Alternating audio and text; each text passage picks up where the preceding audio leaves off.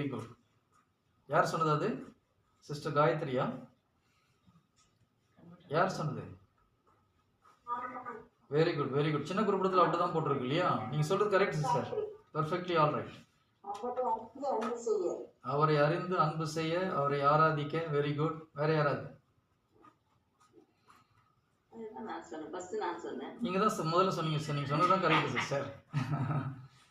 Correct, நீங்க சொன்னது correct. நான் தப்புன்னு சொல்லவே இல்லையே. Good, very good. ஓகே, சின்ன குறிப்பிடத்தில் அப்படிதான் போட்டிருக்கு.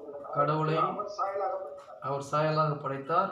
எதுக்காக படைச்சார்னு சொன்னோம்னா, அவரை அன்பு செய்யவும், அவரை ஆராதிக்கவும், அவருக்கு நன்றி செலுத்தவும் படைச்சார்னு சொல்லி, அவரை போற்றவும் துதிக்கவும் படைச்சார்னு சொல்லி சின்ன குறிப்பிடத்தில் அப்படிதான் இருக்கு இல்லையா?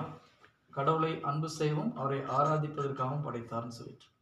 இப்போ நம்ம கொஞ்சம் யோசித்து பார்த்தோம்னா, கடவுளை ஆராதிக்கிறதுக்காக நம்மளை படைச்சிருந்தா கடவுள் சுயநலவாதி மாதிரி தெரியுதா இல்லையா?